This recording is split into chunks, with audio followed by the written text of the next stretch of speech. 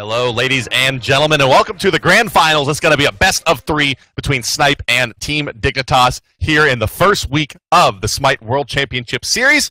As you notice there at the bottom of the screen right now, there is a little tweet bar coming through, and that name could be yours if you simply tweet at SmitePro with hashtag SWCS. Actually, for someone out there, it was theirs. It was F.NYs. Whoever that guy is. Never heard of him. Yeah. Never heard of him. We're going to be getting into the finals in just a minute here, guys, where Team Dignitas, second place from the Smite launch tournament, will be going up against Snipe, who I think took 5th place, but had an incredible showing, honestly. Yeah, really did.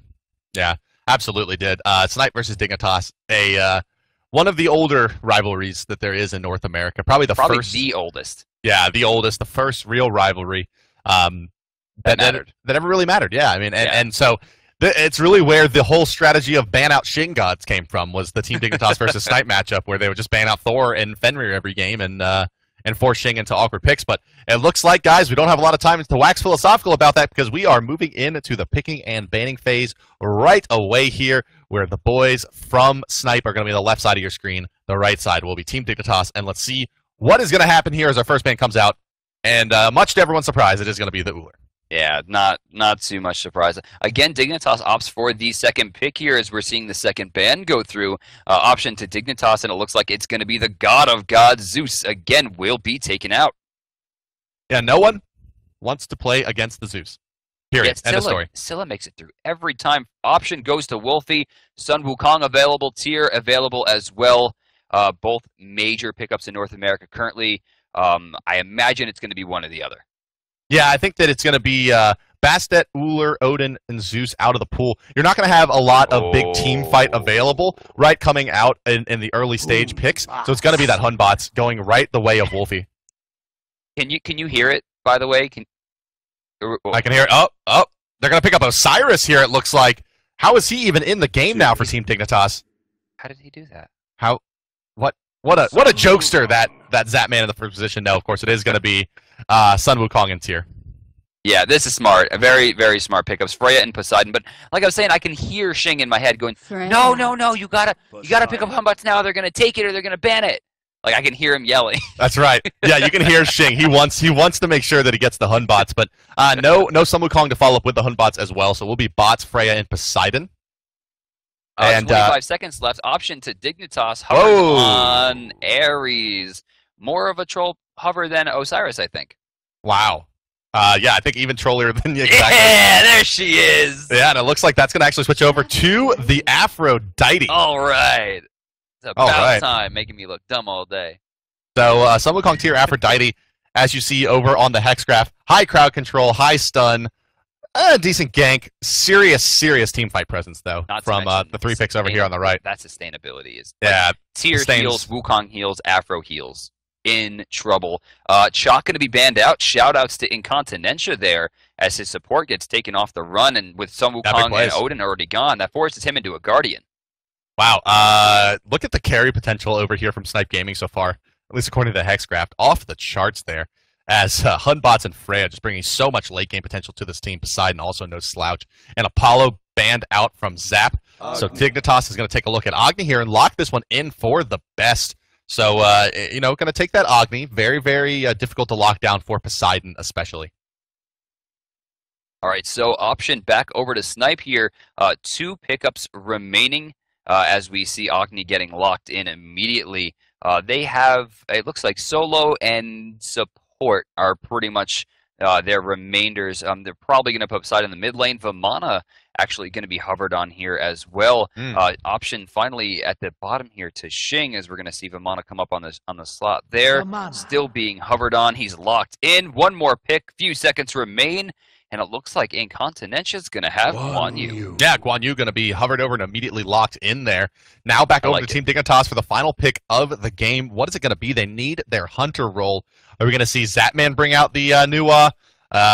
is it going to be an Arachne hovered on? Of course, I have strong reservations about that pick. Artemis. Artemis, yeah, maybe a little bit of a misclick there as he continues to troll. No, they're going to lock in the Artemis for Zapman here. And that is something else. This is strange to me that they would go for the it's a Freya. core. It's Freya. It's first Freya, for sure.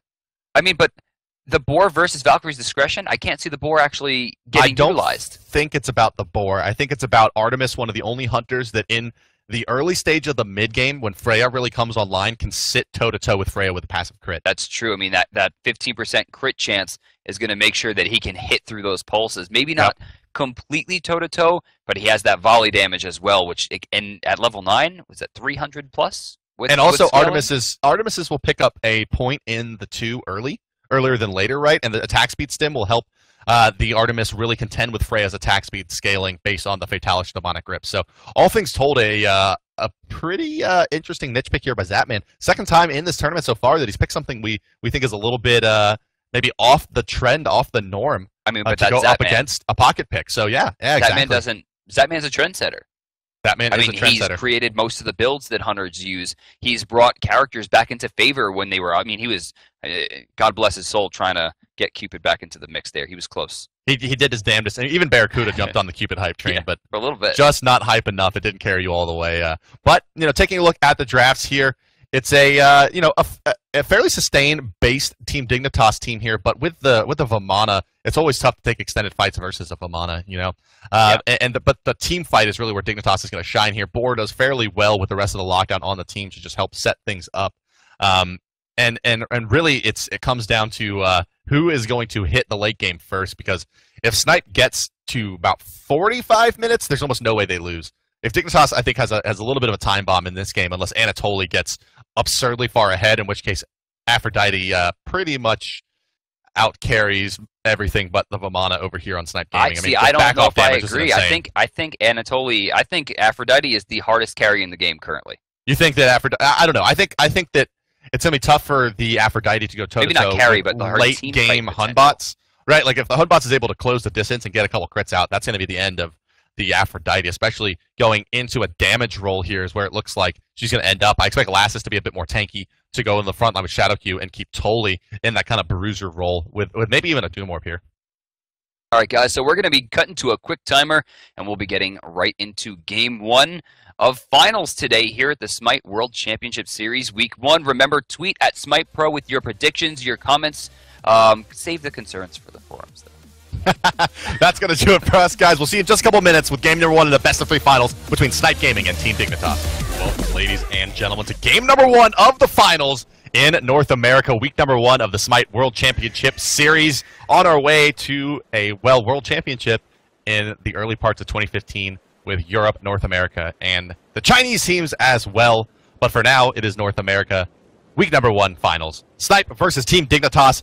And this one is guaranteed to be a barn burner. I mean, you have a Vamana in this game, which means that if it goes late, it's going to start getting really ugly really fast. But let's take a moment quickly to introduce our teams. They are the blue team fighting on the bottom side of your minimap and the left side of your spectator UI. Ladies and gentlemen, Snipe Gaming. It's going to be Jerby, the newest addition in the mid lane as Poseidon. Wolfie holding on the solo as the big baby Vamana.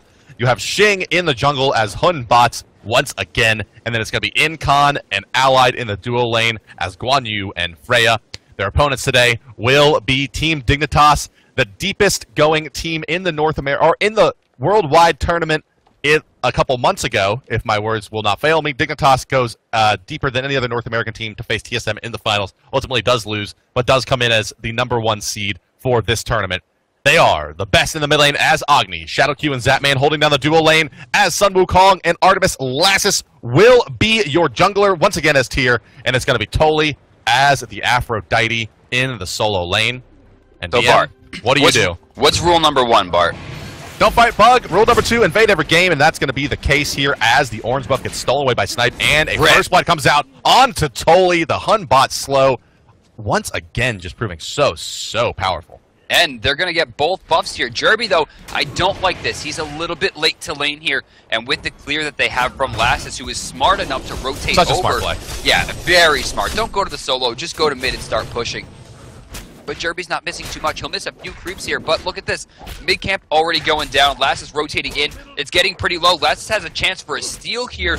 But overhand smash. And the crit will give it to Xing. Very good play from Snipe throughout the entirety of the beginning right there. Hunbot's hit chain comes out faster than the first hit from Tyr, so GG. GG Tyr. Hunbots picks up the Gold Furies there. Lassus does leech a bit of experience out of the mid, but still sitting at level 1, forcing a kill in XP camp. That is not the start that you want if you're Team Dignitas. Yeah, that early game invade, you know, Aphrodite doesn't have Hand of the Gods here. She couldn't convert the speed buff. She had no potential to pick up blue there. That invade was amazing, and it looks like to me that Snipe did their homework. They knew what he was going to build going in, and they knew where they'd ward, if they'd ward, and with that, it allowed Snipe to not only get first blood, but steal away almost the entirety of the enemy jungler. Over on left side, Allied's taking some damage here as Zap's using all the potential he can, but Shadowq still level 1, uses Ox, but actually finds himself 7-10 split right down the middle of Allied and Incon, not doing any damage, wasting the mana, and Allied with the Vanish, just looking to do some damage to the creeps and get the wave pushed.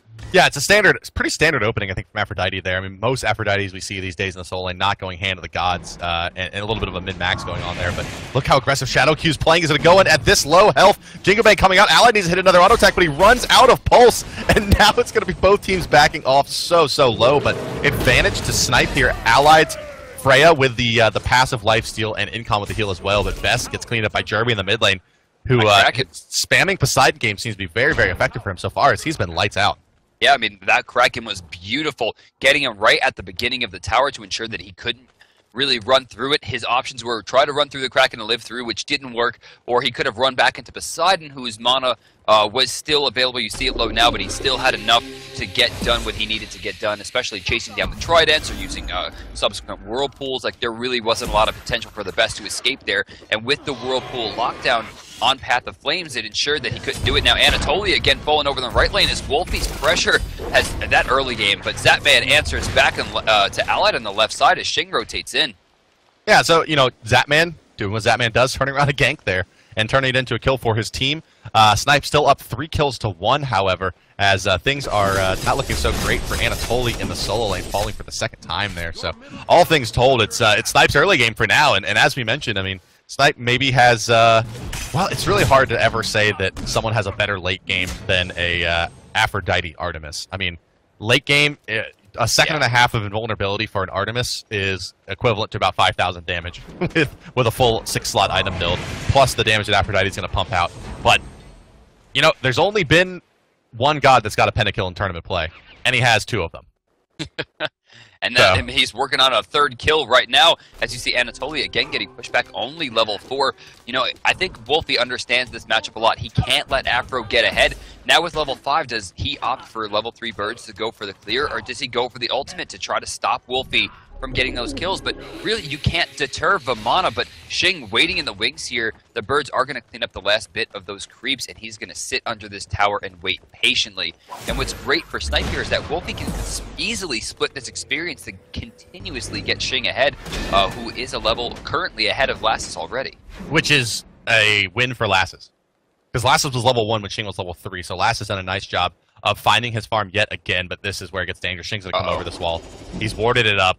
Is he going to go for it? No, he elected to go a little safer, and he's going to pour it in actually into a Fearless Chain now from Lassus, and Lassus with a speed buff even still knows he can't fight against the monkey, who's just going to leap back out over the wall there and escape to freedom. Mid lane here, it looks like we did have a bit of a chase coming out from Team Dignitas. Incon getting a bit low, Zapman and Shadowq rotating over on the Sun Wukong and Artemis, but lest we forget, there was an early kill out onto Best, so Jerby does have the advantage in this lane. And he's been using it effectively. 2 times now he has pushed Best out of a fight that normally would have been won for a character like Agni. But so far, I mean, Jerb has done an amazing job with this character throughout the tournament. You know, Jerb gets a bad rap. You know, he has the emote on his channel for missing ultimates. But, you know, a lot of people tend to forget that when Jerby missed, you know, maybe a few ultimates in a row in tournament, he was using Alquang when Spirit's Tempest was at its earliest stage. That's right, and really take it back all the way. Jerby was really the uncontested master of stealing Fire Giants with big mage ultimates all the way back in the day. So Jerby, it is a bit of a joke, but at one point he was considered one of the highest percentage ultimate hitters for mages in the game, in the North American scene, certainly. And then over time, giving everybody of course, a bad name, man. That's right. Yeah, poor AK. So Anatoly's starting to catch up. You see, the clear has gotten a little bit better. He's still a little bit farther down. Wolfie definitely controlling as best he can, but he's not missing too much experience or gold over here. Anatoly really starting to hold his own, especially considering Shing has been camping this lane a lot. We haven't really seen too much from Lassus, who also is having a kind of a hard path back into the game here as he is starting to catch back up to Shing. You see the level has increased. They're even now, but I'm sure Shing is still a little bit farther ahead in experience. Allied in a bit of trouble here. Going to get cat stunned out by Shadow Q, but no ultimate going to be ripped out by Zapman here. And this is a little bit to your point. Oh my god. Shadow Q! He's just so good. That was unreal. And now look at this. And because of those jukes and because of the pulse being wasted there, Snipe now has to eat these archers, right? And they're going to take about 200 damage a piece from the archers. And subsequently now, they're going to not be able to push this immediately. That's right. I mean, all things told, once again, going back to the idea of the min-maxing and getting a little bit ahead at a time, Dignitas really showing exactly how well that can go. Right now, you know, Snipe kind of throwing this early lead away here. We're really not seeing too much from them in terms of gank potential. They're still 1,000 gold ahead. They have 2,000 experience, but it's been stagnating there. They're not pushing that advantage. Right here, they're going to have an opportunity, though, as you see the best kind of sitting by himself here as we get a... Yeah, it looks like we have a quick pause here from Zapman, which gives us a pretty good action shot of Shing getting ready to slam down onto these Furies. The best in position to try to steal that away. Not sure. Where is Anatoly right now? Oh, he's back in base. He went back to base. He just went back to base, yeah. And the Warlock Sash is finished, so he's going to go for a little more tankiness in lane. Surprisingly, not going to go into the early breastplate as the pause gets undone. We're going to see the rotation come back from the team here. Everything looks like it's set. I'm just kind of confused what Allied plans to do here against the Artemis. He's not getting aggressive enough. They're not going for the kill. With the damage that Quan Yu has, I'm really surprised that we haven't seen many Valkyrie's Discretion thrown out yet. Yeah, you know, and I think he's saving it because he knows if he uses Valkyrie's Discretion in the lane, he's going to immediately get the follow-up force done. So I don't think he wants to eat that, if possible. If at all possible. That's the plan, I would say. But let's talk about items a little bit here. We have the Warlock Sash, notably probably the biggest pickup rush tier 3 item here for Anatoly. So he's going to be working his way up to a bit more survivability here as try to prevent Vermanov from being able to easily dive into this tower once he gets that Fatalis finished on top of his Heartseeker and Boots, which will be finished here shortly. A Creepy Curse also coming out from Wolfie. Eventually that will be built into the anti-heal. So all things told, it's not going swimmingly for Anatoly at this point. I mean, what's rough here is that he's built health instead of defense, and with that heal, it's going to be harder to keep himself topped off. But Warlock Sash does give a lot of defense, and if any person can safely farm a Warlock Sash out, it's Alquan. And then it'd be Aphrodite, because she can sit under the under the tower and throw the birds out at a pretty far range and ensure that she gets that experience without missing too much of that gold, if any. But as we approach the 8:30 mark, we are seeing the buff start to respawn. We're going to see the speed buff on top respawn. We're inside a 30-second window for the blue on the right side. But overall, I mean, we still see Snipe ahead. Left side. Shing's got an angle he's going to find. The Fear No Evil, but it's immediately going to get CC Immune board out by Zapman. The board going to hit all three, plus a volley over the top onto Allied for his trouble. So Shing doesn't find anything with that ultimate. Good news for Dignitas. Keep giving Zapman time to farm. That's all they need. Eventually, the Artemis, in a long game, Artemis will outcarry Freya, but there's going to be a very scary period in about 10 to 12 minutes, around the 20-minute mark, when Allied has his boots, pen boots, and building into his damage item on top of this Fatalis, where it's going to get very scary for Team Dignitas. Level 10 ensures that Surprise the Insolent Artemis's volley will be maxed, so that's 330 damage plus, I think, 50% scaling, and given the fact that Zapman already sitting on that Heartseeker, not to mention the Death Toll, I mean, he has a lot of damage available to him and is using it well. He's sitting on, it looks like, very close to max here. Actually, I think he's at 49 stacks, if memory serves me, with the overall scaling here. I think he might be ready to go. Yeah, it could be Artemis time here shortly. But Mana also getting really big, so the Heartseeker... Who also has a Heartseeker, yeah. Yeah, we can expect Heartseekers basically finish at this point in the game around the 10-minute mark, maybe a little bit earlier than this. And I don't know, man. I just have... It just seems very hard to bet against late-game Vamana Hun bots, but it's... Dignitas has this kind of, like, big play advantage, maybe. Like, the Aphrodite ultimate onto Artemis can chew through 5 members in that really short period with her attack speed steroid plus passive crit, but the Wukong, the Hun bots has, effectively about the same crit rate. Using the abilities with an early Jotun Wrath. to get them out more often. And look at this from Jerby. Look how early that Divine Ruin is. That is very early, especially on a character. I mean, he's in a lane right now that's not really utilizing that too much. If he's going to build that, I want to see a lane swap. Yeah. I would love to see a lane swap here. That would be a really, really good play for them. Because, I mean, that's not going to shut Afro down, but it's going to allow him to, like, farm equally to her. And that's going to give Wolfie a chance to burn down Agni. And level 13 versus level 11, the best would have no chance to try to fight that one. That's true. And here it looks like, it's going to be a 4-man square off here. Dignitas has 4, but Jerby's got a great angle here. Borson comes out, but he gets immediately beat, but taking a lot of damage to Incon. Now it's Jerby taking all the damage. He's going to do some damage to Best. Best may fall here, but no, he's not as he gets cleaned up. Valkyrie's Distraction coming out, but this should be a kill once again for Team Dignitas over the top of the Cat Sun. No, Dig going to fall back as Wolfie is rotated over from the solo lane. He pushed Aphrodite from Anatoly out of the lane and was able to rotate, so forces Dignitas from chasing more kills, but not a bad pickup there onto Jerby. A 2-for-1 trade. The Best goes down for the second time this game, but they get their first kill on a Jerby and their first kill on the Incon, and a lot of experience over the way of Zapman. Yeah, I mean, I think that was a big play for Dig there. They weren't too far behind to begin with. They're still about 1,100 gold, 3,000 experience behind. But at the same time, they're shrinking the lead a little bit, and they're showing that, yes, we are willing to fight you. But I also want to point out the fact that that was a really awkward engagement. Yeah, it was. It was. Yeah, it definitely was. Yeah, they tried to, kind of get Jerby to get that flanking position, but they didn't have a strong enough push into the initial part of that fight, so Dignitas was able to turn and burn onto him, and the boar stun just did so much work there. Just such a dangerous ability to cast, like, in the jungle in traffic. It'll just sit there and stun people out. I mean, how many times have we seen an Artemis try to rotate over to the mid lane during an engagement and use the boar a little too early, and it just sits in the jungle and then ends up stunning out half the team when they rotate in? I mean, the thing lasts so dang long.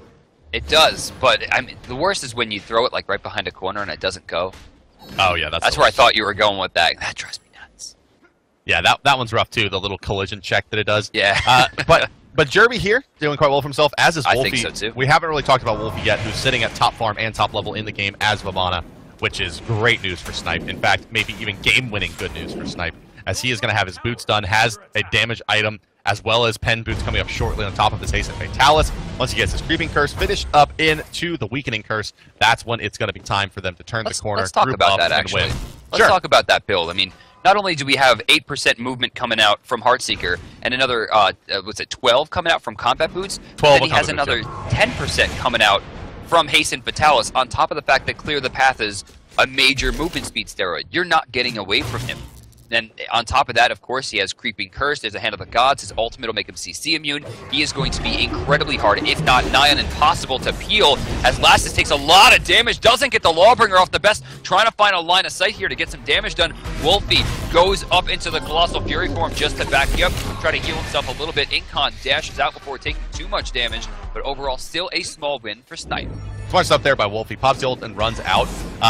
Their two big teamfight ultimates did get dumped to pick up that tier. Both Shing and Jerby blew out the Clear the Path. I'm sorry, the Fear No Evil and the Kraken to try and secure that kill. They do eventually get it, but to Lassus' credit, makes them waste a bit more than probably they would have liked to get that kill. And now, noticing there's none of those big teamfight ultimates available, Dignitas is going to go start the Gold Fury. But this is well warded, we can say here, by the boys of Snipe. And in comes Incon, but too late. The damage coming out from Artemis at this stage in the game against that Gold Fury, who hasn't really scaled up much with the Pen Boots and the Heartseeker done, plus a Draining Blade with a little more flat pen on top of it, is doing wonders for Team Dignitas, and is really keeping them in the game here. Taking a look at the graphs, they just drew gold dead even.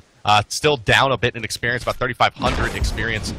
But this could be a nice glimmer of hope for Dignitas here in the experience range. If they take out Wolfie, it's going to be worth quite a big bounty. But they got to stop him before he gets to clear the path out. They're trying to make it their last dashing forward. Another back off going to be available soon. Auto attacks coming through over the top of the Lawbringer. Wolfie can't juke that one. The circle is just too big. And they do pick up that kill. So that's actually very good for Team Dignitas. No, Aphrodite also is, and don't forget, I mean, this is it's a pretty difficult move to understand completely, but Kiss also gives you a movement speed buff to both you and your partner. Assuming it's level 1 at this point, that's still a 4% movement increase, which is going to help considering how much movement speed we have seen Wolfie build into. That small amount of movement speed boost allowed Lassus to stay in that fight for as long as he did. Eventually, he did need to use the Lawbringer. Baby was just a little bit too quick, but they still find the kill, and Dignitas, now down only 1 kill, actually leads the experience difference now. Or, I'm sorry, they're still down a little bit in experience, but they have the gold difference in their lead, or at least it goes back and forth enough to make it effectively, this game is dead even.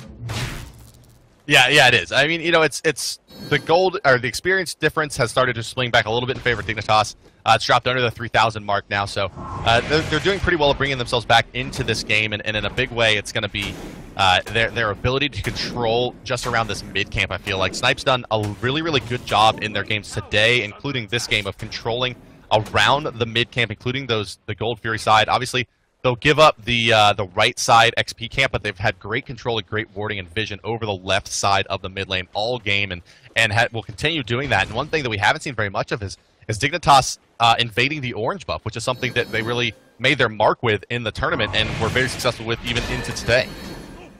Well, it's going to be coming up in a second here.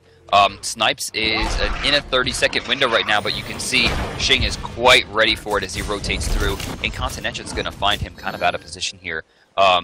Rather, they're going to find Shadowq kind of out of position, but he runs back to lane immediately. This area is warded for Snipe. They're going to recognize the fact that they're not going to catch him. As the speed buff spawns, it's going to be, in favor of Xing, guaranteed. Yeah, that's right. Yeah, I mean, Xing has been able to get those, and really we haven't called Xing's name very much so far this game. A couple missed ultimates, but that can be a you know, kind of a blessing in disguise, that the Hunbots is kind of freely farming the jungle, hasn't really had too much pressure put on him. We got Wolfie and Colossal Fury, but the sprint from Anatoly's too much, and he got nothing out of it. Backoff's going to do some damage. Kissed. Birds, both hits of Umbrella Ring, and they're trying to trade out here. Neither person doing enough to get the kill here, but Anatoly gets very, very low as Wolfie's pressure. I mean, that early game is still giving him that 2-level advantage, and Wolfie just wasn't able to get that done. Lassus blinks in. He's not going to be able to catch him there. It was a great effort, but even with all of those movement abilities, he's not catching that child. Yeah, frustration ultimate coming out there from Lassus, trying to close the distance and pick up that kill. Definitely a stagnant point in the game here. 9 kills overall, 1 kill in favor of Snipe, 5-4. Gold basically dead even. Experience trending back towards even, now down to about 2,500 in favor of Snipe. And all things told, it's a really, really good opportunity here to tell you about how you can get involved with the broadcast. You see there at the bottom of the screen, tweets going past. If you want to get your thoughts seen on stream to all 8,500 of us, go ahead and tweet at SmitePro, hashtag SWCS, and your thoughts to show up there as well, guys. And as you see there, I have no idea what I want to say, just want to be on the stream. Even that will get you up. So go ahead and get those tweets in, guys, and let us know what you think. And while you're at it, tell us what you think about all these boards. The map looks like Swiss cheese with blue and red dots. It does. I mean, both teams are doing a great job of ensuring that they're not going to get ganked as much. And we're seeing a lot of sentry wards come out as well. You see Allied has actually picked one up. That's 135 gold investment for a carry. And we see one on Incontinentia as well. Across the way, we're just seeing kind of, I think, some regular wards, but we do have some sentries on the map already as well. I mean, everyone's really trying to find more than farm opportunity. They're looking for picks at this point. That's right. Yeah, everyone's kind of looking for their next pick, and it's with the Gold Fury coming up in the next 20 seconds or so. It's going to be that's going to be a big piece of it, I would say. It's going to be when the Gold Fury comes back up, the first team to get a pick is going to get the big advantage in the game, and Anatoly is going to be the one that Snipe's going in on pretty hard here. Beads activated by Xing to not get knocked back. Anatoly wisely not using it best with some big plays there to stun them out. Does he find the kill to Xing? No, Xing's going to avoid that last meteor stun last. Going to blink in. Gonna hit. Wow, a very, very smart play by Last. Most players would go for the Fearless chain there, but he just goes for the cleave for the guaranteed damage, knowing that he may need Fearless to disengage from the Hasten Fate Talus of Famana. And, DM, as I say that, the initiation goes down on the right side of the lane, but there is going to be a Gold Fear attempt now coming up from Snipe. Zatman has spotted this one out, and a Tusky stun here could be paid big dividends if he's able to stop them. Here comes the Tusky coming out. It's going to hit Allied first, and they're going to force them off. Well, Zatman continues to fight in the front lines now with Shadowq, trying to rotate back in. His ultimate comes out. Just in range now, trying to get over the top. Brilliant play by Zatman there to reset that as they both come to engage onto him. Very, very smart. Now, Dignitas has been able to get into a Warcraft around Jeremy with that disruptive Kraken. Very smart stuff. Now, Incon still soaking up damage. Best finally brings him down, but what a job by Incom there to keep them distracted. Jerby is going to stall them a little bit as well, giving them a bit of time, but it's going to be Hunbots that has to be the hero here to stop this Gold Fury, as with Incom going down, no Hog 3 available, it's guaranteed to go the way of Dignitas. No return kills are going to be going their way either for Snipe as the Hunbots rotates towards the mid lane. So, all things told, a very, very clever play by Zapman there. Get the reset and force them into an awkward position. Fear No Evil comes out. Wow. Lassus evaporated. That's a tier that he just did that too. A tier with level 2 tower shield. I mean, that was not an easy target, and Xing makes quick work. But over in the right lane, we saw before that Gold Fury attempt, Xing died, which eventually and ultimately turned that last fight into a 4v3 in favor of Dignitas. Now, you got to give it to Zapman. Like you said, he forced the reset. He ensured that they went to their side of the map. They baited the ultimates out. And when all was said and done, even with the amazing... Xing could be in some trouble here. Oh, again. Oh, don't fight Aphrodite. She's don't fight. Yeah. If he gets kissed again, he's dead. Yeah, he may be dead here. He's going to need the leap. There it is. Forcing out the leap there is Totally. Totally not going to be able to shove this wave into the tower, but Wolfie has rotated over, picking up his blue buff. So now it's Totally the one that needs to be wise and careful. He has a ward, Sig, looking right at that, so he's going to be able to put the harass out on the Wolfie and then fall back. Look at that. Force a pop his sprint. It's like he decides to go in and tickle him. There.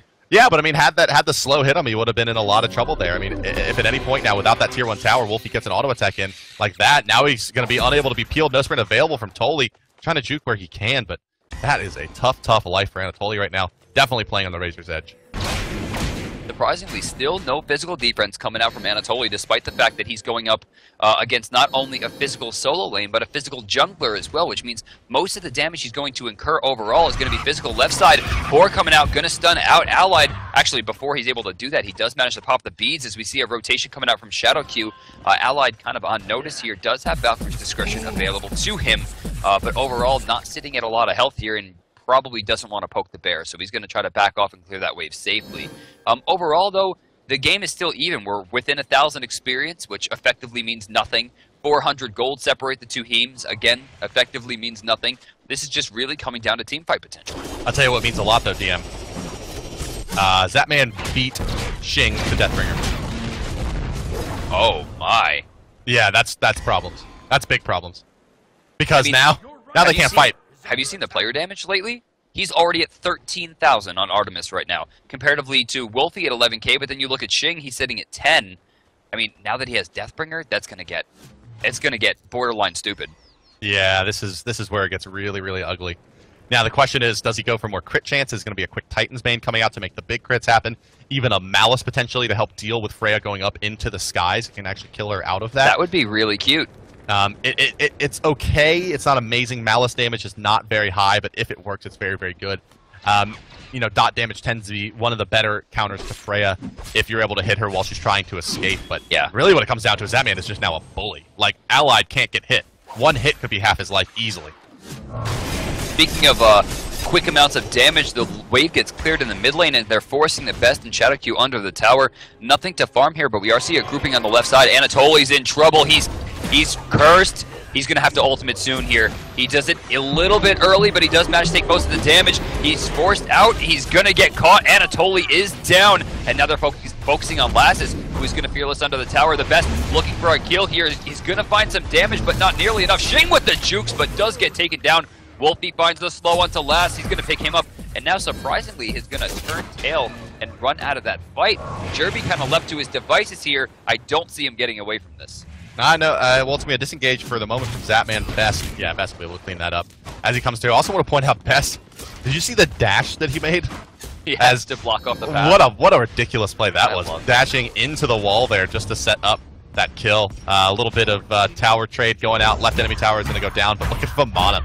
Wolfie disengages from that fight and runs all the way across the map to push the tier 1 to the left.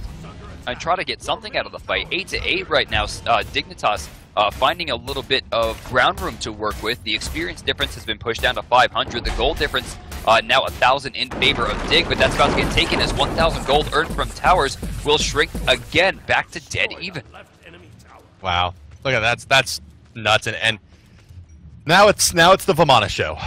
Now it just comes down to, can they get a kill on Vamana? A kill on Vamana basically means they get free reign of the map at this point. Xing is going to have a hard time going toe-to-toe with Artemis at this point. Her attack speed is a lot faster than his, and both of them critting for about the same amount. Of course, Xing, generally speaking, has a little bit more reliable crits. He can gauge a little bit better when he's going to crit, but as you see, there's two 450 crits coming out on Allied, and that forces Sprint out from the Freya, and they get the tier 1 on the back of this. So here is where, and I think the first link of the game from Anatoly comes out onto Shadowq now, and I think it's a good time for Dignitas to 5-man. Because they really can fight here with their beads and the Aphrodite ultimate up versus the Hun bots and Poseidon ultimate if they play it appropriately. And all they really need to do is get these big ultimates out of the way and be able to focus fire down Wolfie. Easier said than done, though, as the Eye of the Urchin comes out. But here's a start. They're going to get some nice damage out onto him with the birds plus back-off combination. And it's going to be a little bit of a Mexican standoff here outside of the Gold Fury. I gotta tell you, I'm like completely in love with the build that Wolfie has put together here. He's got early damage from Death Toll. Heartseeker has built him into a veritable monster. Warrior Tabby giving him penetration, Hasten Vitalis giving him attack speed, movement speed, and of course the ability to continue attacking at normal speeds. Then on top of that, Hide of the Urchin, which is getting stacked up pretty quickly, on top of a Talisman to ensure that he can shut down a lot of the damage as well, though I'm surprised to see him go for the Talisman, even with the extra health gain, as opposed to trying to shut down some of what Artemis is doing, because in my opinion, he's the one you have to be scared of. And he can't build into the Bulwark ultimately, though. It doesn't necessarily speaking have to be the Pestilence just Fair enough. yet, or even the Stone of Gaia here. I was for the extra Stone of HP Gaia. regen. But yeah, Pestilence, Bulwark, and Stone of Gaia, all options here. And the Bulwark would be pretty decent, but let's go to the fight here, as it's a lot of posturing, a lot of positioning here. Shadowq now the one that's in trouble, forcing to hold down. Wolfie gonna go with his ultimate.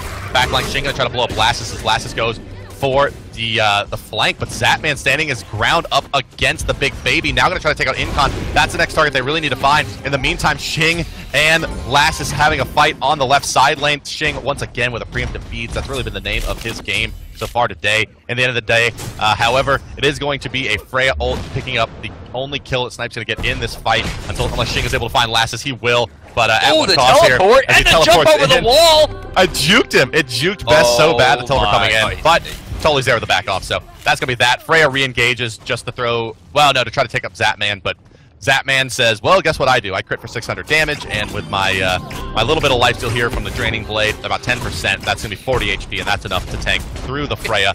A team wipe. Her health. Look at it just go shoot back up. He was at one hit. And now she's back up to full. This is why you draft Artemis, right here. Like, you got out of the early game, you got out of the early stages of the mid game, you're now in late mid game, early stages of the late game. You have Deathbringer, now you have your Rage Blade. And when they pick hyper carries like this that need to stay in your face, like a Vamana and a Hunbots, even a Loki, gods like that, you just turn and burn. And really nothing can effectively out DPS Aphrodite in this draft. Yeah, there's no way. I mean, not only is the healing huge, but take a look at the build. Mail of Renewals online, giving her another 10% cooldown reduction, putting her up to 25 total to choose a focus. Not to mention she has incredible health amounts from Warlock Stash, extra health from Mail of Renewal, and Ethereal Staff. It's a completely cohesive and inherent build that's allowing her to not only do an incredible amount of damage, but an incredible amount of sustain and control. Anatoly, not even afraid at this point, hasn't even used his ultimate yet. Walking through Kraken, he's just using it to stay free at this point. Incredible. Down goes Fire Giant, two-team Dignitas trying to rotate back as Jeremy. Only going to find Shadowq here, though, but they're going to have to fight their way through a stun of Agni that's going to hit their front line. Now it's Wolfie trying to get in, but he can't go toe-to-toe with Zatman. Zatman rips through the baby. Now turns attention to Allied. Force use Aegis Amulet, but Shadowq now got a body block coming in over the top. Is the, really the Whirlpool is what shut him down there as Allied continues to fight. It's a good engagement for Snipe so far. They've ripped the Fire Giant buff off 3 important targets. Dignitas best with the moving Aegis, going to go down to Allied as well. Allied continues to clean this one up. Shadowq going to fall as well, and that's going to be a full team wipe in an extended engagement from Snipe. How did that go so wrong from Team Dignitas there?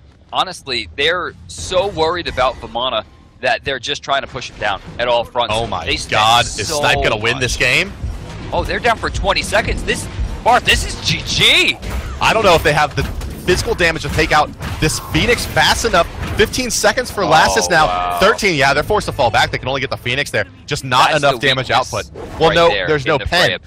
Right, yeah. Freya has very little pen in her build right now. Well, I guess the Demonic Grip does as well, but I'm not sure if the Demonic Grip stacks up on the Phoenix. Well, it should be noted that Freya's damage comes from abilities. Those abilities do not affect Phoenixes. They'll affect the Fire Giant, they'll affect the Titan. That's true, yeah, not structures. Not work on structures. And I mean, all of damage from Artemis or from Apollo or a Muzinkov is just basic attacks, and that allows them to push structures very quickly.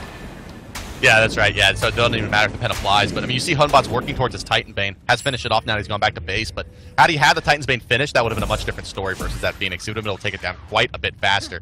And even Incon throwing in his auto attacks had he been there would have been a bit better. But now, all things told, it's looking to be a bit of a Snipe advantage. I mean, they've wiped this Fire Giant buff.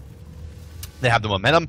For all intents and purposes, the game is dead even. About 1,000 gold and 500 experience separating the teams, which is nothing at this point. Crazy. And you know, and as kind of predicted, you have Toli going for a very, very tanky style of build, hybrid damage. Lass is very much in a tank style of build. Best is basically all-in damage. Zapman all-in damage, glass carry, and Shadowq going the typical support aura style build. So a tanky frontline for Dignitas, and they're going to be going more and more all-in for Zapman and Agni. The later we get into this game, it just becomes more and more about keeping them alive and dealing damage. Now, Anatoly is very, very close to his 5th slot getting filled up, and then he'll work into a Rada Tahuti and become a damage dealer, but not for about another 15 minutes. So Toli actually has magic focus right now, which I have to assume is going to be a Void Stone. It's going to give him and the rest of his team some magical penetration. It'll give him some protection and some damage as well, which is going to stop him from taking so much damage from Jerby and Allied, who have been doing a pretty significant amount throughout the fights. I mean, right now, Jerby's sitting at about 14-6, slightly ahead of Xing at 14-2. We're seeing Wolfie lead the charts here at 16-2. But then we go down to Incon, and is that correct? Oh, two-man banished right under the left side here. Incon comes rotating in as well. Zapman in a lot of trouble. Zapman going to be falling here. It looks like Age is forced out, but he's being swarmed down. He will go, and this could very well be the game in favor of Snipe. Kraken coming out. That's not going to hit anybody. That's not how you Kraken, Jerby. But now it's Lass is trying to run down Xing in the back line. He's going to blink in, going to miss him. Xing continues the juke. Now knocked up by Clear the Path. Forced into the Whirlpool. No dice for you. Now it's Incon forced to try to get out. Dignitas, I'm surging back off, doing just way too much damage. Lashes will live for now. At the end of the day, it ends up being a 2-for-1 trade, but it's a big trade onto Zapman, which means it's going to be tough for them to transition this into a Gold Fury attempt, and they don't have anybody to go toe-to-toe with the Vamana. This could be really ugly for Dignitas if Vamana gets cut loose in this team. Well, right now, Jerb still kind of on his back legs here, trying to find a way back into this. Xing went back to the base, healed up completely, and is now going to be coming back. You can see Magi's Cloak is finished, but not Magi's Blessing. Vamana in some trouble here, forced to go into Colossal Fury. Lassus is kissed. Anatoly's in trouble as he's getting slammed down on by the baby. Wolfie actually misses 2 shots in a row, which shuts down his attempt there from the Haste of Vitalis, and that's going to give away the Tier 1. Yeah. Maybe not. Yeah, maybe not. If Wolfie's going to continue soaking up damage, and I'm not sure that Vamana's ever really in trouble versus this team without Artemis. It's going to be a tall task to bring him down, especially without any anti-heal on the team. They elected for the Heavenly Agility, and they don't have any Divine Runes or any Prolix Beat 6 or any of that kind of shenanigans to stop it, so he pretty much has full autonomy there in those fights. So Wardstone picked up for Anatoly.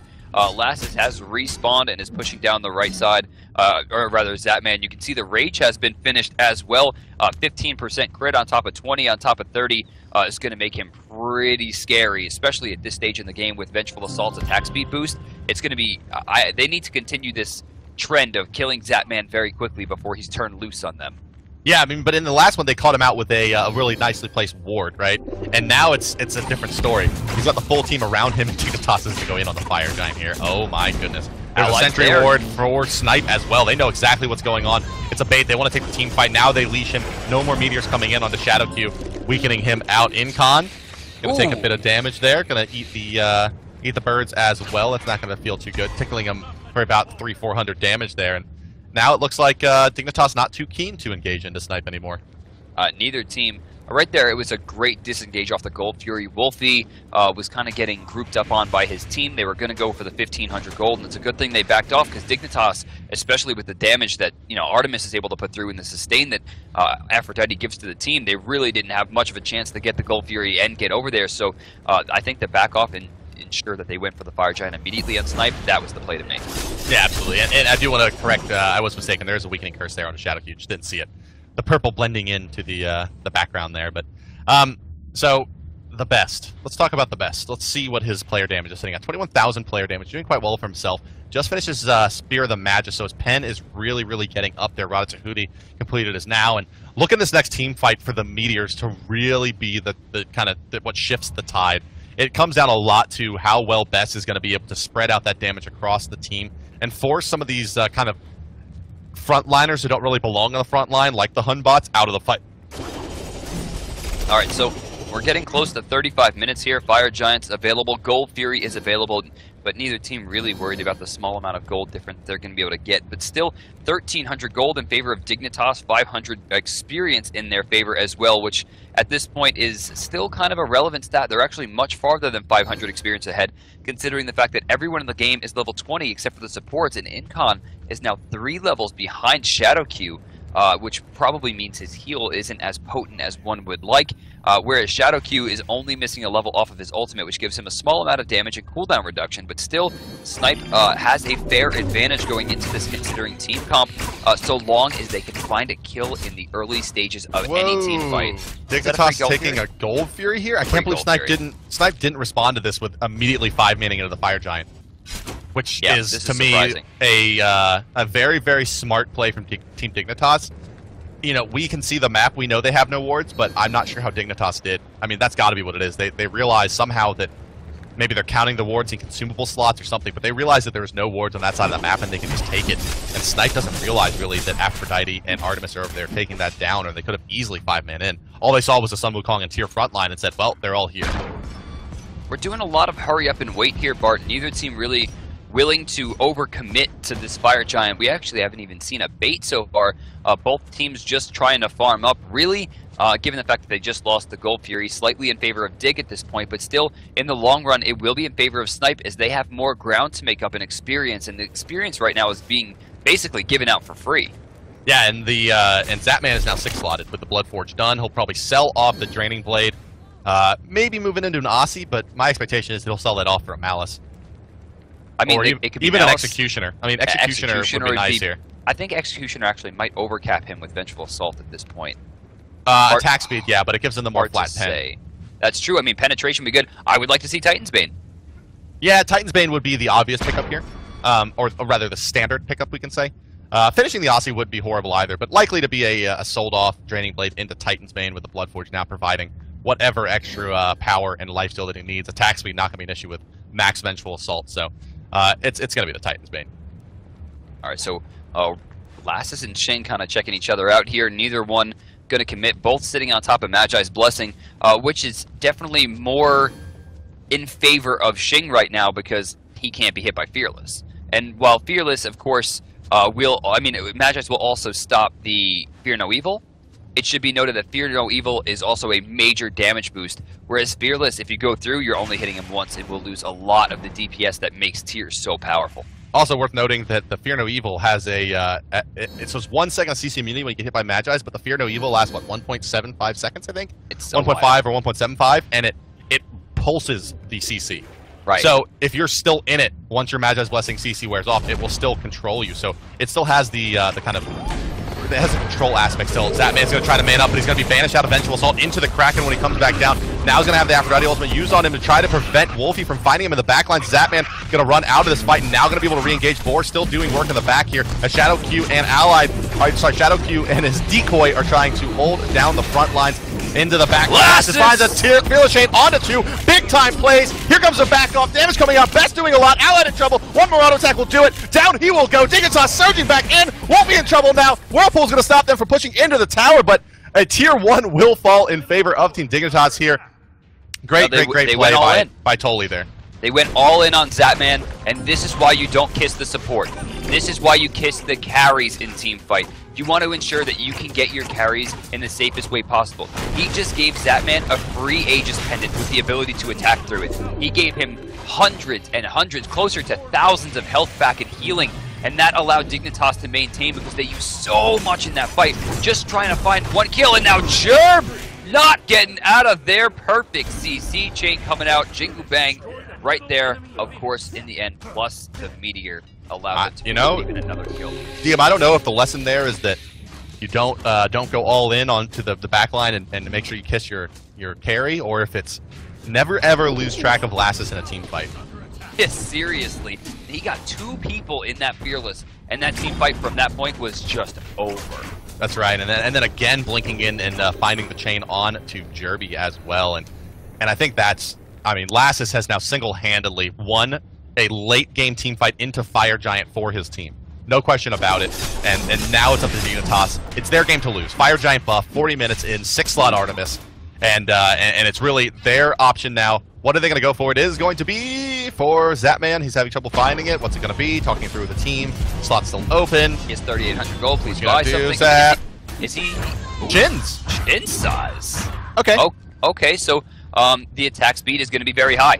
I mean, that's just what he's going for. The attack speed is huge at this point. It looks like he's sitting on 1.56 currently, and I think Vengeful Assault is 70, so he won't overcap there, and he's going to have a crap ton of damage. Well, you know, and it's smart, right? You have a Bulwark coming out on Incontinentia, so a tremendous amount of HP stacking there, plus the Vomana's HP gain in addition to the Stone of Gaia, so... you know, it's going to do some nice damage. Plus, even Jerby here, if you look at Jerby, he's got the health coming out from Gem of Isolation. So, you know, all things told, you know, you have some health items pretty much across the board over on Snipe. You're gonna get some nice damage out of it. Probably not as much as the Titan's Bane. Certainly not against something like the Titan or a Phoenix or a Tower, where the Titan's Bane really excels. But it's going to be just fine. And now it's Snipe gearing up for the defense to prevent Dignitas from breaking the base. You know, as the chat begins to raise their Dignitas and the people at home are rooting for their team, Snipe is on a major defensive right now. We get a blink in. Allied's going to get through the Fearless with the feeds. We're getting some damage onto Shadow Q here. He's going to be forced up into the ultimate as we see some Rain Fires coming out. Shadow Q's on top, but the best does find Jerby. The Phoenix will go down. Incontinentia might be able to get out of this one just barely, but the ultimate was used defensively, and now 4 members of Snipe are going to try to burn down 5 members of Dignitas, and really only Shadow Q's in trouble at this point, and they didn't even pick it up. Yeah, they don't, but the Valkyrie's Discretion going to put in some extra pot shot damage. Wolfie gets just absolutely disintegrated by Zapman. Vengeful Assault ripping through him. Doesn't matter at this point, because that's going to be game number 1 going the way of Dignitas. I don't even know. I have literally no idea how he died. Don't get blown up that much, and he was big. Let's see. I'm uncomfortable. I mean, he ran in, and I think he got hit by birds as well. And so between the birds and the Aphrodite, or the Artemis shots, it just ripped through him. So let's talk about the damage there. Right off the bat, the best put out 30,800, sneaking by Anatoly there at the end, who only put up 21, closer to 22k. Who also put up 14k healing, but then there's Zapman. You got to fear the Zapman. 37k. 37,000. 37,000 player damage in that game. Outshines everybody over on Snipe. And you got to think the last 15k comes from that last about 15 minutes of the game where he's just going toe-to-toe with Vomana over and over and over again, putting in 3,000-4,000 damage onto the tank. And it's just, it was a really, really dominant performance is what it was there in the last 10 minutes of that game by Team Dignitas. Lassus finds that Fearless chain to win them the fight, take the Fire Giant, recall, pick up your items, and push right on in there. And as you saw, I mean, Lassus just decided to take over that game and win it for his team, it felt like. I think it's time to bench the ADC Freya. Yeah, certainly hasn't been doing very well this game. And take a look here at the replay. It's be coming up for you. Right about now, this is going to be a very, very long extended team fight, and that's really where Dignitas seems to shine. I mean, in the early stages of the mid game, you saw the Vomana, you know, in that extended engagement, really find some great disruption and some great kills. But it kind of all started to fall apart when they realized they had to dive all the way deep onto Zapman, and Xing didn't have a tremendous impact this game either. That's true, strangely enough, but honestly, he was able to get some damage done, as was Allied, and they went for a really high burst comp. Not a ton of sustain here. I mean, there was the Guan Yu heals, but they amounted to, you know, almost a third of what Anatoly was able to put out in the duo target healing. Honestly, I think it's time for, I mean, Allied needs to barrel down, pick a hunter, maybe try the Nua again, but that's the second time he's picked Freya today, and neither time it's really kind of blown up. Yeah, I mean, it was that Fearless in the back of that last team fight over the top to get the chain onto the Vomana was just unbelievable. And great job to Team Dignitas. Well played by Snipe as well. Definitely looked like they were going to take that one a few points during the game. You know, it's like small things, right? If they only would have had enough damage to take out that Phoenix and push into the base when they got the deicide around the 28, 30-minute mark, could have potentially been the game, but unfortunately for them, it was not enough. All right, that's going to bring us into Game 2, guys, in just a few minutes. This is going to be Dig's tournament point here. If Dig wins this, they're going to take the first week of qualifiers of the Smite World Championship Series. If Snipe wins, we're going to be forced to a Game 3. That's right, guys. Let us know what you think about it. Hashtag SWCS. See your name on the stream. Tell us your thoughts, queries, comments, quips, questions. questions, concerns, whatever they may be, let us know about them. That's going to take us into game number 2. Dignitas up 1-0 in this best of 3, guys, in the finals of week number 1 of the Smite World Championship Series. Don't go anywhere. We'll be right back. Hello, ladies and gentlemen. Welcome back. We're getting ready to get into game number 2 here between Team Dignitas and Team Snipe. Dignitas did take the first game 1-0 in the best of 3 series so far. Snipe needs to win 2 in a row here, and you got to think it's all going to start with the Aphrodite ban. I think they will. I mean, she ran the last game. She kept Zatman alive in every fight. She did a crap ton of damage for how much healing she also put out. I mean, at the same time, there's also Zatman's Artemis, which effectively carried the game. But he carried the game, like you said, because of Artemis, or rather because of Aphrodite. So I think Afro, I don't see her making it through. Yeah, I don't either, but there's other options they can put in to go for that Zatman hypercarry. And really, the story of this tournament has been Zatman counter-picking through the Hunter role very, very, very effectively so far, and kudos to him for that. Looks like, ladies and gentlemen, we will be moving into the game here any second now.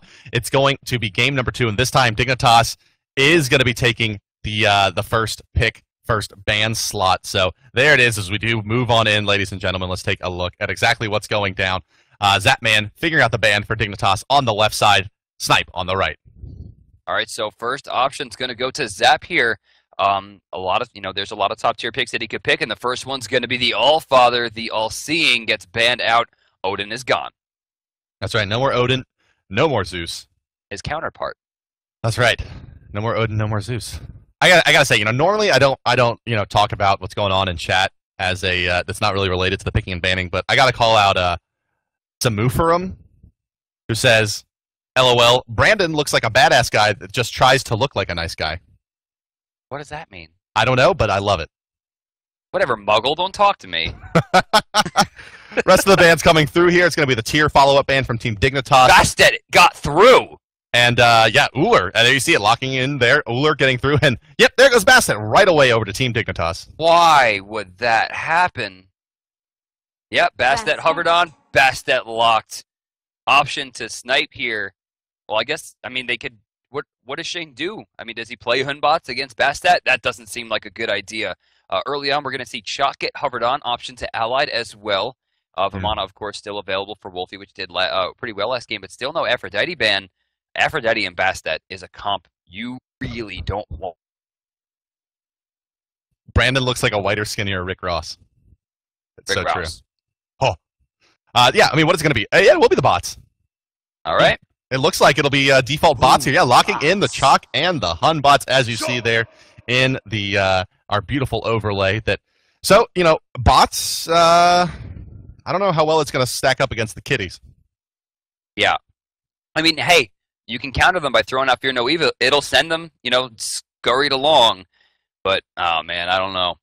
Anatoly and Lassus have option now. 2 more picks to Dignitas. Aphrodite available. Aphrodite is still on the board. Ross still on the board, which we know Anatoly favors. They're going to draft Aphrodite. Wow, there's Poseidon. Afro. Okay, makes sense. It makes sense to take the Poseidon here, right? Because you can go, we'll take the Aphrodite. We'll take away Jerby's best pick. Right, yeah. Scylla will be picked up by Snipe here, I think, as their 3rd pick in this round. If they don't pick up Scylla here, she's going to get banned out. I would imagine Dignitas' final ban has to be the Scylla unless they want to ban out SWK to keep that away. That would be I would say that this pick is almost guaranteed to either be a Scylla or a Sun Wukong. But no, they're going to go ahead and pick their Hunter here. That's pretty dangerous. So now my expectation here is that it's going to be the pick is going to go the way back over towards Snipe after this ban. So it's going to be I bet you that Snipe actually here is going to Artemis. They just banned. Is this real life? What? I'm waiting for it to show up here for you guys. But don't forget, guys, we can't make that appear. I mean, we can't choose for them to do that. Bart is a Muggle. He has no magical powers. Nothing was changed. Artemis has been banned out of week 1 in the tournament after being, I think, continuously berated as a low tier for months. Yeah, Wukong, the follow-up ban now over I don't know how Wukong even made it that far. Dignitas. And yeah, it will be the Scylla. Okay, so this is ugly. No Odin, no Sun Wukong. Guan Yu, the only bruiser support available on the board, unless they're going to run Chalk in that position for Snipe. Muzen being hovered over. Baby as well. Ooh, B and Baby going to round Afro out support then. Dignitas. Yeah, so we'll be full on Afro support. So it's going to be, and actually now it all kind of makes sense for Snipe, right? the fact that they pick up the Apollo because they don't want the Aphrodite Apollo lane to go up against. Yeah, that's a good point. Makes sense. That's what they ran during the tournament, and Shadow Q just ran all over them. Yeah. So that makes a bit of sense, I think. And Derby there sitting on his legendary Scylla is certainly no slouch. So final pick from Shing, still yet to come out. You got to think it's going to be a support here or solo laner. I suppose they could run Chalk in the support role. Yep. Yeah. It looks like they are going to be going with the with a solo here potentially, hovering over the Hell and locking it in. There it is. I like Hell. I like it. The bipolar mage that she is, bringing a lot of heal, a lot of damage to the table, helping out their AoE comp. Scylla, Hell, Apollo, Chalk, Hunbots. Very, very strong synergy in the team fight. Their team fight presence, as you can see, a bit higher than Dignitas. Carry potential a bit higher as well. The bots and Apollo, Scylla, Chalk all go pretty well into the late game. Crowd control in favor of Snipe as well. Dignitas has a bit more of the all-around team with hyper late game carries in Vamana and Bastet. Well, Bast actually has really two moments where she's really potent, right? She's very, very potent right towards the end of the laning phase, and then really, really strong again right before hyper late game carries come online. So we'll see how well the Lasses can really dictate the pace of this game with Bastet, and it comes a lot down to how well Shing is able to kind of keep suit with the cat. I'm excited to see Lasses play Bastet more than anyone else because he's not afraid to build Hydra's Lament, which I think is that's true. It's borderline core on her at this point. It's not only 50 damage and 15% cooldown reduction, which works perfectly with Jotun's Wrath, but it gives him that extra passive damage from auto attacks. Now, being able to jump at somebody, hit them with the Hydra's passive, and cancel that into the bleed, don't forget, all three of her main abilities have 100% scaling. And Hydra's Lament is one of the hardest hitting items in the game. Of course, first going to Transcendence, second going to Heartseeker, and then there's a tie after that. Of course, we have Hydra's Lament, Deathbringer, and Malice, all at 50 damage. So now the question here is, there was a patch note in the patch that's coming out about Hell has a bugged aura at rank 2 of her ultimate. Hey, abuse it. Yeah, so I would expect to see some the ultimate sitting at rank 2 for some time for Mr. Wolfie here. We'll see exactly what he does elect to go there, but as you see the Lasses Hydra's Lament coming out in the chat approving of this Bastet Hydra's Lament possibility. Of course, also rocking that new Cat Burglar skin, looking very cinematic. I like it. I think it's pretty cool. We're going to cut to a quick break, guys, and we will be back with Game 2 of the first week of the Smite World Championship qualifiers. Now, remember, guys, tweet at SmitePro, hashtag SWCS. Get your name on the bottom there. Give us your comments and concerns. Who you think is going to win this matchup? Who do you think can take the series?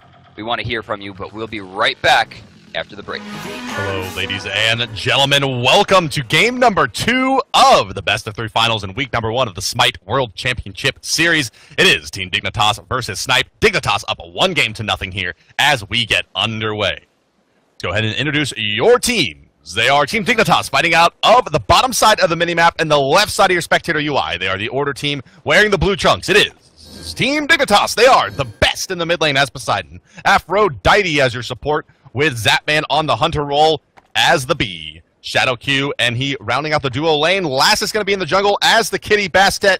Anatoly as the big baby in the solo lane on Vamana. Your opponents for today on the Chaos side, down 1-0 in the best of 3. It is Snipe Gaming. They are Jerby in the mid lane as Scylla. Shing out of the jungle as Hunbots for the 4th time today.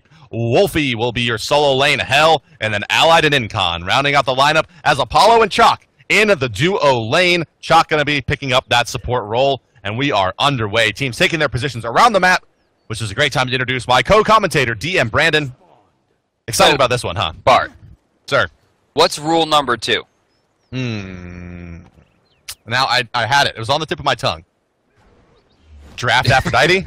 Draft Aphrodite. We're going to get a jump in here. It looks like Hand of the Gods will be used. Anatoly's going to jump in as well, and it looks like they're going to go for it here. But they got big slows. Hella slow, but he's not going to be able to get out of that one. Or rather, they're not going to be able to chase that one too much farther. Anatoly actually going into the blue buff here. This might be over-committing.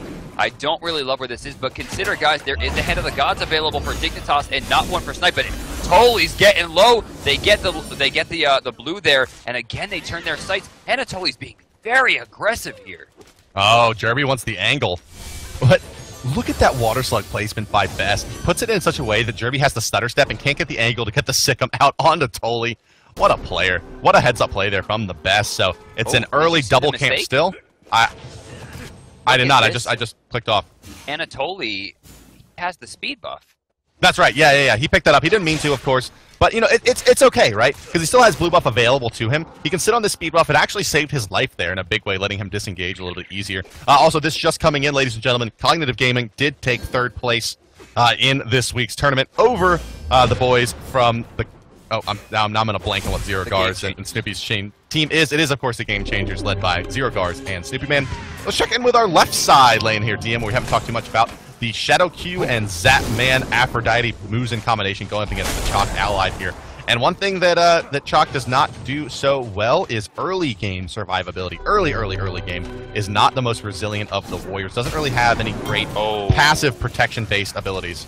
That was a big miss there from the Thunderstrike. For all intents and purposes, they could have killed Shadow Q there, but Incontinentia in rare form missing a shot.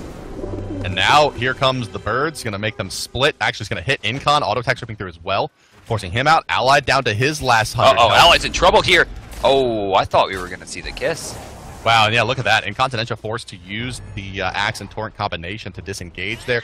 Left side here going through the wall. Lass is feeling pretty strong. They're going to come back over. I think he actually did steal one of those camps.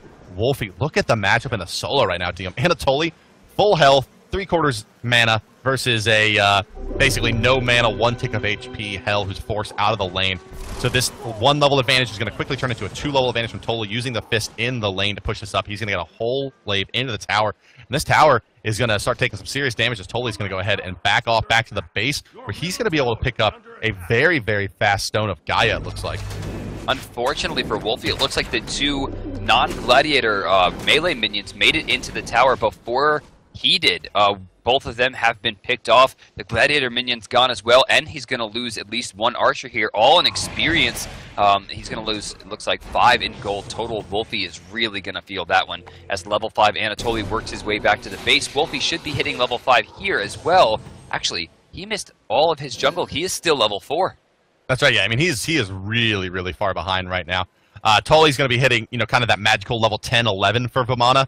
Very, very... You know, in a spot where Hell is still going to be struggling to really get her basic items and farm up, especially Wolfie going Doom Orb in this game as his opening, he's going to be in a lot of trouble if he can't get this lane back to kind of an even keel. If he has this much pressure from Toli for the rest of this laning phase, it's going to be a tough task for him to really, you know, find his stride in the mid game, because Vamana's going to be able to rotate so much faster than Hell, even with the Inspire speed buff. It's still not going to be enough. Slow coming out. The slow from last as well. Kitties, and down you go. My lady Hell. That is just going to be free all game. And you see, that's the weakness right there of Hell. And that's right. A lot of people compare Hell to Aphrodite or compare Hell to Ra, and right there is the weakness. She has no way to escape from a gank like that. And with Bastet having the best ganks in the game at level 5, there's nothing to do. First Blood goes to Dig hand in hand. Yeah, I think, you know, like you said, it definitely a bit of a misplay there. Really not misplay, I'm sorry. It's a bad draft. Bad draft to draft the Hell against the Cat. See it. But then I forgot, like, you know, Bastet, you really don't want to have Bastet. I'd rather Hell against Bastet. It's just not a good pickup. It's just a bad matchup, right? I mean, Hell, she can throw out her white stance too, right, and cleanse the slow for a brief period of time, but it doesn't like prevent a slow from reapplying. And the Cats have such a long duration that it's really hard for it to outpace them. And really, it comes down to Xing setting up the kills here. But you know, simple, you know, beats pick up. Well, no, Anatoly does have the Creeping Curse into Fist, but you know, do they have enough burst damage to really take down a Vamana with a Hell at this point in the game, especially with the magic damage mitigation that he has already coming out from the Emerald Talisman? He's going to be able to just clear the path right out of there. They don't have sufficient lockdown with no CC on the Hell, and nor really any kind of significant burst at this stage in the game without any damage items, and with the early protection already on the Vamana. How do they even begin to try to convert this kill? Not to mention, I mean, you take a look at Wolfie's build here. He's going into Orb. I mean, if he goes into Doom Orb, he's not going to have any sustain at all aside from his heal. He's going to have damage, but no movement, making him a sitting duck at every point in the game. Look at the best right now. I'll just kill her. That's what I'll do, but unfortunately for him, he's standing directly on a ward, and he will not be moving forward until he's out of there. And it looks like actually he's going to rotate back in, and Wolfie will rotate back to the tower, and we're going to play this game until someone tries to gank the best.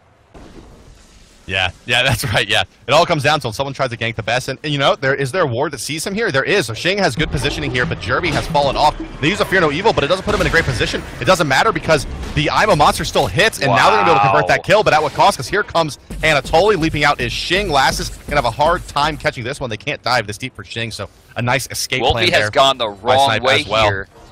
Jerby might be in some trouble as well. Lassus jumps in. Pounce gonna get the bleed, but Jerb did have Sentinel and did get out of that one.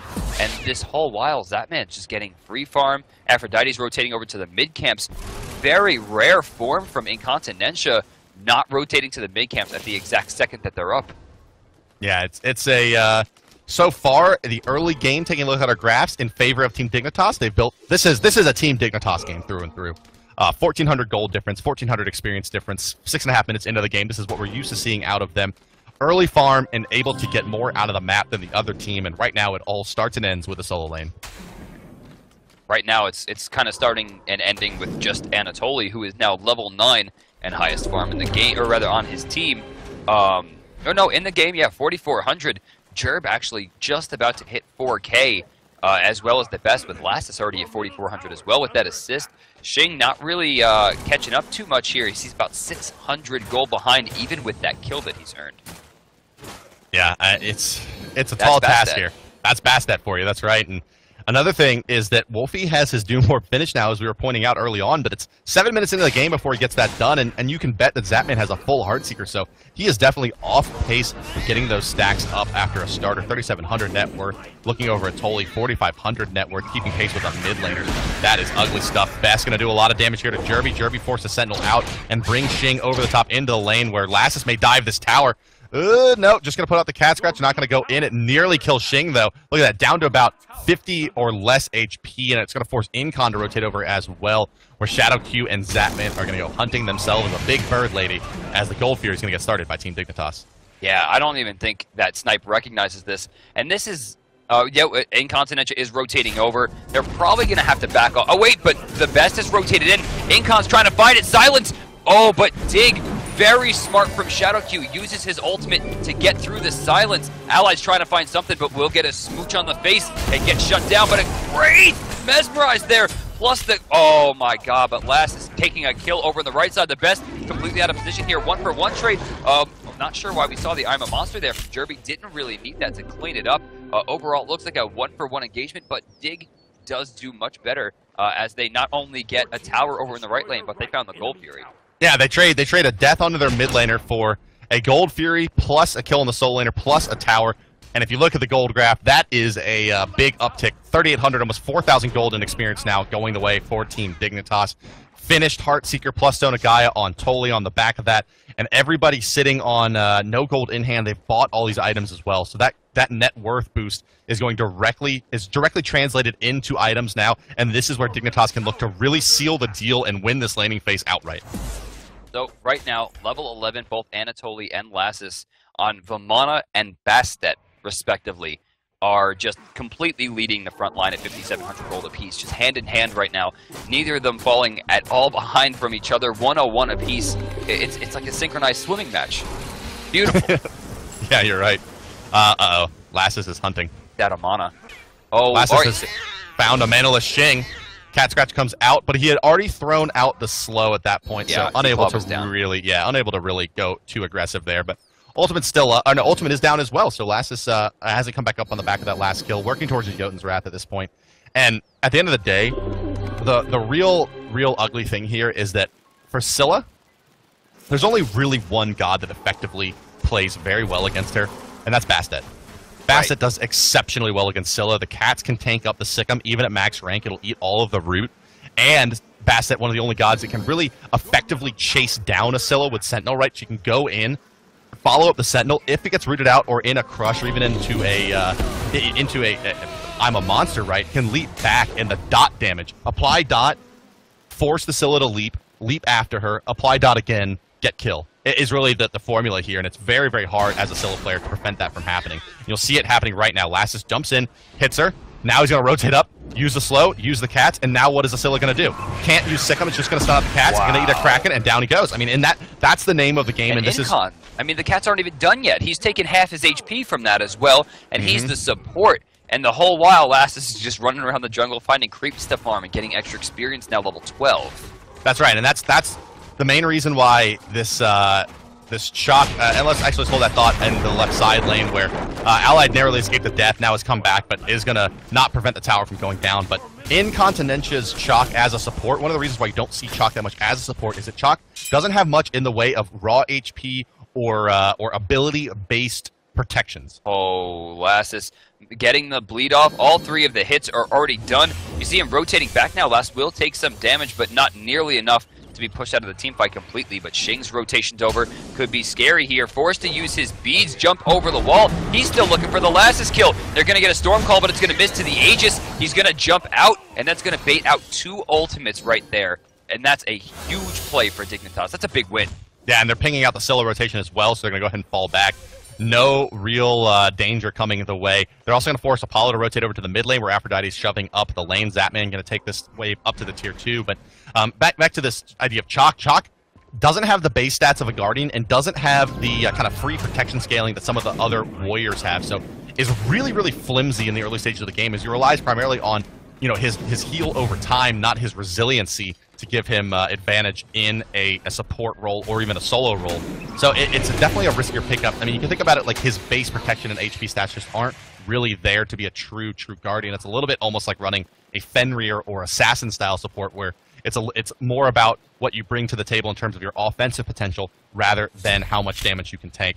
In the meantime, though, Jerby just goes ahead and runs down, or the best runs down Jerby there on the Scylla.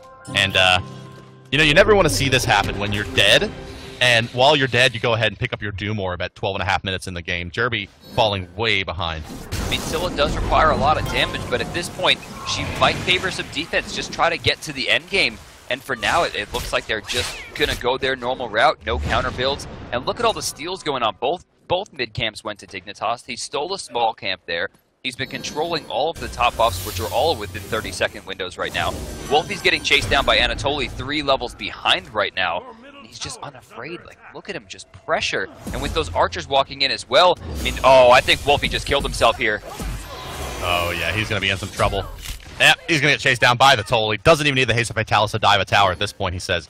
It's going to be A-okay with just the Weakening Curse. And, another thing about the laning dynamic of this team that Snipe has drafted is that they drafted a Chalk to go up in a support role against Aphrodite. Right? Anatoly might be in some trouble here. Clear the path to go to the deepest side of the map, and you see him just sprinting away. Keep in mind, he is very quick, especially compared to a mage. She just got slowed there as well. Gold Fury. So smart. Yeah, right? They're going to force the Gold Fury to ensure they can't chase Vamana. That's right. I mean, clever play there. They see that they're going to try to go there. It's right when Shing jumped over the wall to go for the pursuit. They went for it. There's going to be a Fear No Evil coming out, but it's going to be ulted out by by Aphrodite. Aegis by Zapman. Incon's going to fall here. Going to go for the Storm Call, but still going to take a lot of damage as the birds take him down. He's going to be forced out of his fight, falling back. Zapman now going to go aggressive. Allied is going to mez him out. Incon came back in. He had to. If he didn't do it... Best was chasing him down. Yeah, he was in the whirlpool. It was about to kill him, and then he chased out. I'm a monster, gonna hit nothing. Jerb's gonna be there. Allied rotates in. Kraken goes off. They don't have a level 3 hand available to him. This one's guaranteed for Dignitas. Now it's just down to the team fight.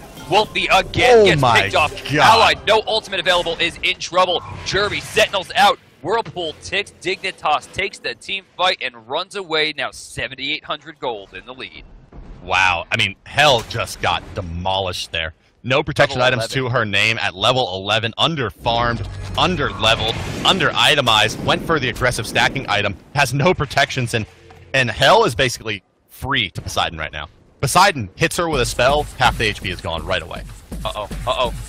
Oh, how mad is Shing right now? That is unfortunate. Speed buff gets taken by Anatoly with Clear the Path. That's a level 3 Clear the Path right now. Actually, level 2 even. We're going to get an ult here. He's going to go for the chase down. Torrent has, Thunderstrike has already been used. He doesn't have that teleport available to him, and Anatoly doesn't have the damage to kind of deal with Chalk. But Shing was forced out after losing his buff, and things continue to get worse for the boys on Snipe. It's let's take a look at our graphs here. DM 7,800 gold, 10,000 experience, separating the teams, diving under the mid tower now. Allied is in trouble. has the dot active on him. He's going to take about one more ability to kill him. Doesn't matter because there come the cats. Cat's not going to finish off the minions and go zone out the rest of the team. Jerby now going to take about half his life dealing with these cats. And that's the danger of an overfarmed Bastet up against your team. Lass is sitting at level 15. He's doing quite well for himself. 410 gold a minute, 550 XP a minute, but not to be outclassed by the 620 gold per minute. Poseidon, Lassus goes deep onto Shing. Zatman gets blown up by Jerb, but Jerb goes down to the double kill onto Lassus. The cats and the scratch is doing too much there. Lass is now falling back. They have lost themselves to Zatman, so their push potential not too crazy right now. Lassus goes in a bit deeper than he likely should have, taking a Phoenix shot there, and that should spell the end of the Dignitas push for now, at least, as they're going to go ahead and fall back, and Lassus is going to go look to farm up some neutrals. Nope, it's going to be recalls in the jungle for them. I think I disagree.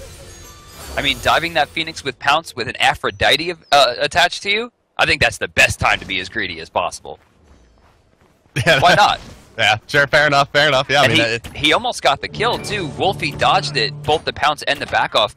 If those would have hit, I mean, Pounce, very, very highly damaging. And then back off is 370 base plus scaling. That would have been instant death to Chalk at that point. But luckily, Wolfie had the presence of mind to recognize the situation.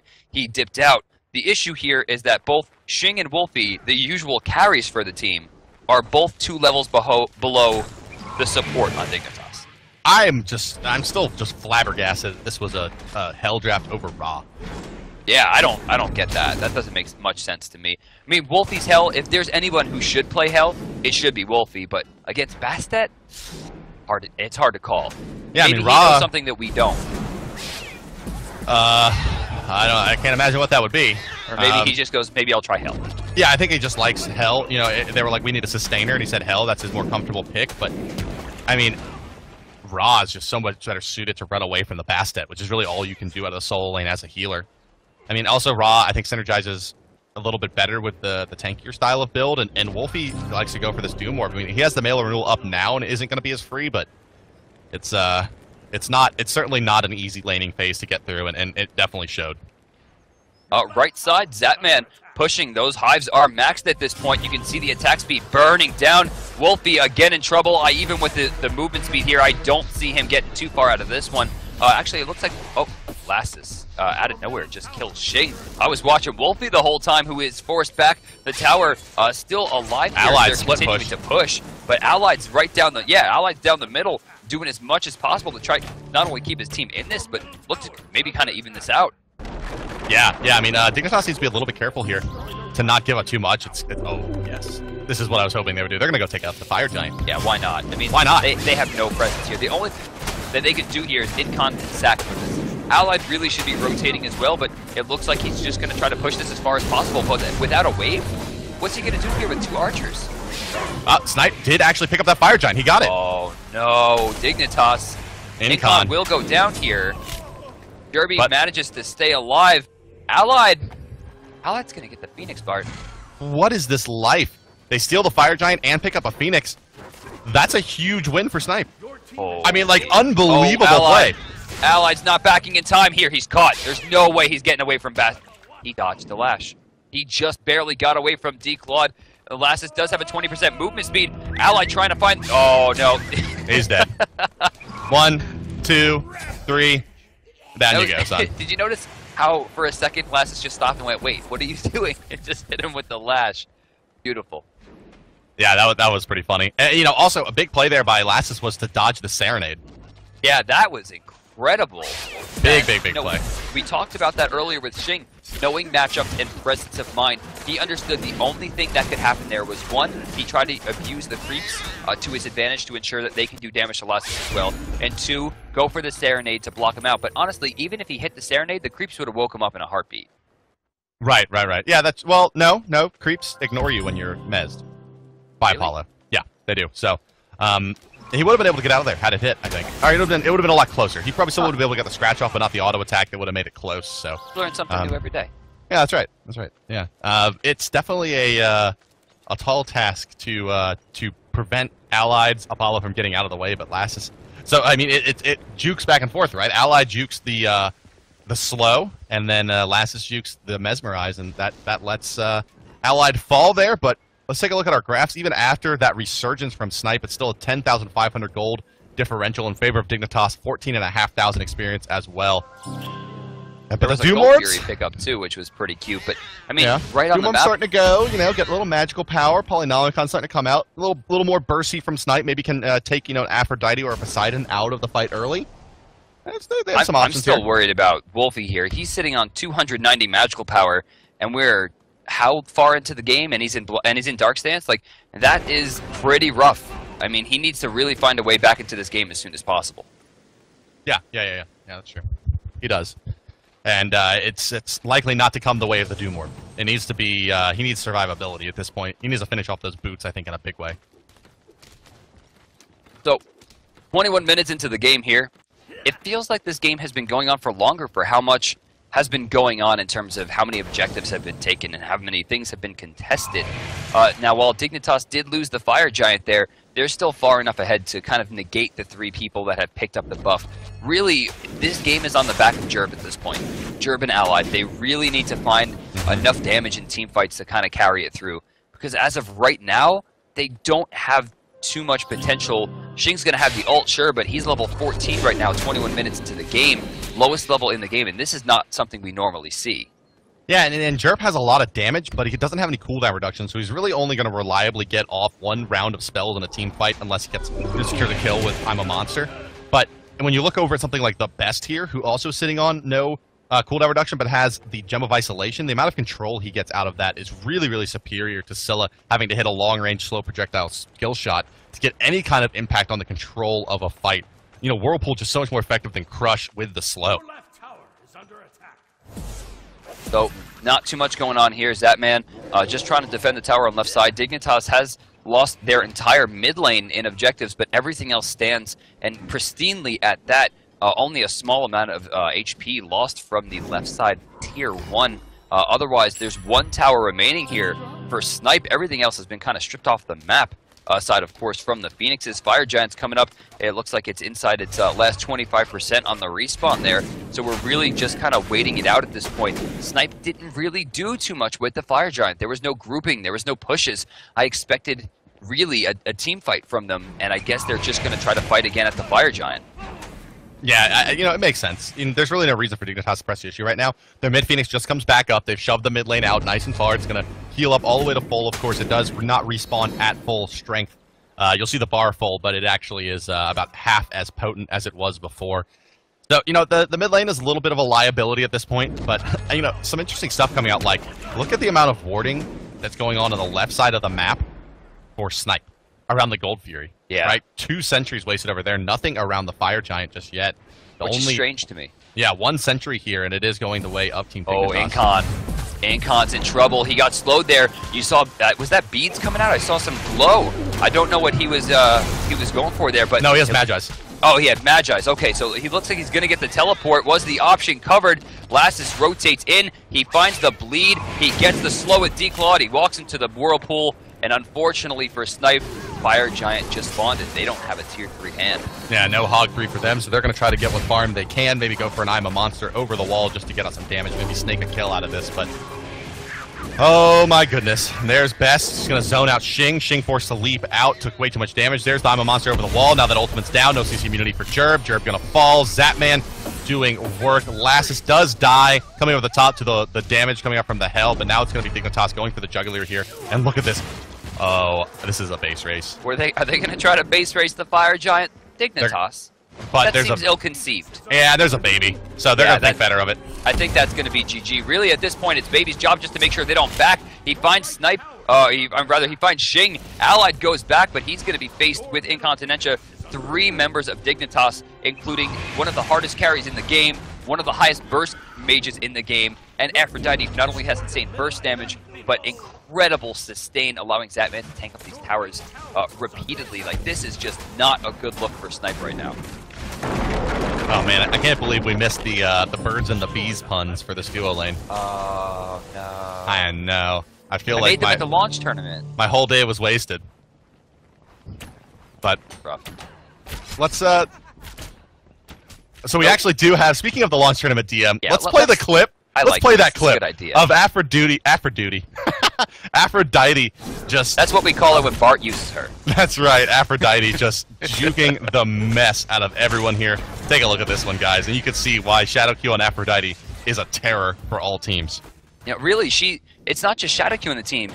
We saw Anatoly use her to a really high regard as well. I mean, it's just been an incredible push so far, and you can see him. I mean, he's just, you can't hit him.